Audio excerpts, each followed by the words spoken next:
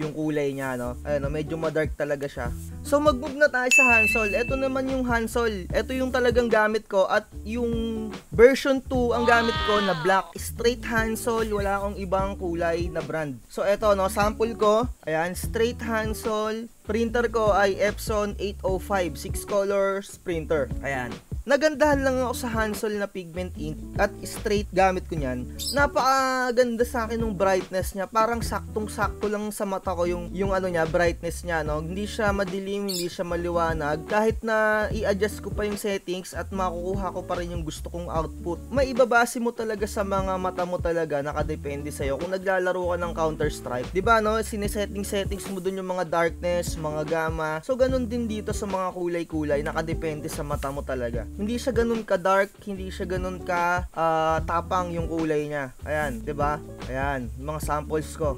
Eto, no, kung ikukumpara mo dun sa kanina, yung name tag, eto talagang medyo bright siya. Ayan, no, 'di ba? Hindi siya ganoon katingkad yung tapang ng kulay niya. Ayan. Kaya nagandahan talaga ako dito sa Hansol na to. At na-inspired ako kay Mami Epi, kung kilala niyo si Mami Epi. Ang gamit din doon ata, kung hindi daw nagkakamali, hanggang sa ngayon ata Hansol. Kasi meron siyang vlog na Hansol daw yung gamit niya. Kaya napa-research ako dati bago ako mag-start ng printing. At nakita ko nga na napakaganda nga ng Hansol. Eto, no, hindi siya talaga madark talaga, saktong-sakto talaga sa mata ko yung pagka-brightness niya, yung tingkad niya at yung kulay niya, nakukuha niya eksakto sa monitor. Pero syempre, meron talagang mga settings na ginagawa. Nakadepende talaga sa printer mo, sa settings mo, at sa mga mata mo, sa experience ng mata mo. Eto, no, kung naaalala nyo, kanina meron tayong sample na kulay na ganito. Eto ay pinrint ko sa Epson 805 at yung isa kong friend sa internet,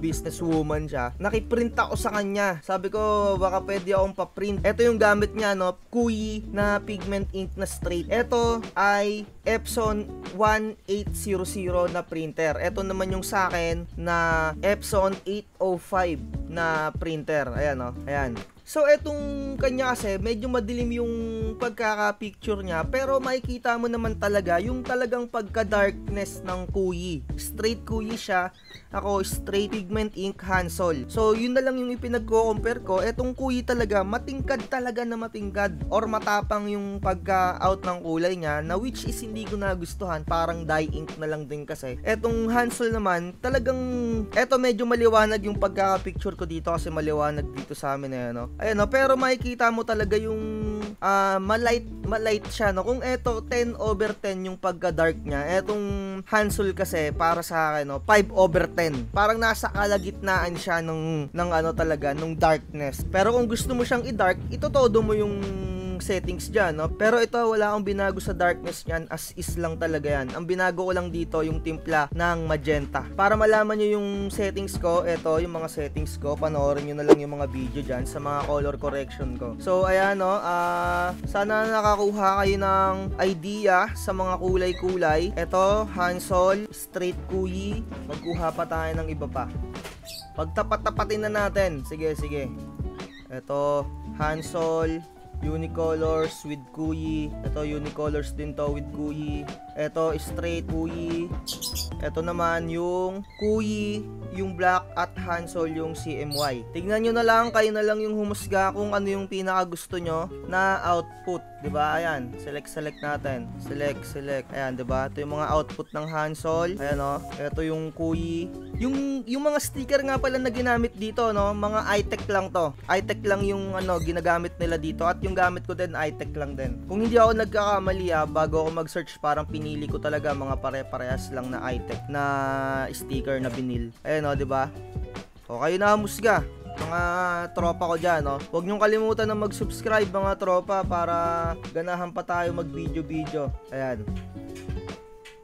So, sana nakita nyo. So, sa tingin ko, dito na natin tatapusin yung video na to, no? Talagang, para sa akin talaga, fanatic ako na itong Hansol talaga, straight Hansol version 2. At huwag kayong gumamit ng version 1 kasi talagang nag-smudge at matagal matuyo. Yung smudging dito sa mga bandang unahan or bandang dulo, or kumakalat yung mga kulay black dito. Pero sa version 2, at least kahit papano nawala na yon. At kung hindi nawawala, linisan mo yung inyong printer head gamit yung tissue at patakan mo ng cleaning solution resolution. So ayun lang, no, talagang ganda talaga na itong Hansol na to, oh. Talagang solid. So ayun lang, like, share, and subscribe. Comment down below kung meron kayong katanungan, no? Sorry kung medyo mahaba tong video natin ngayon. Bye bye.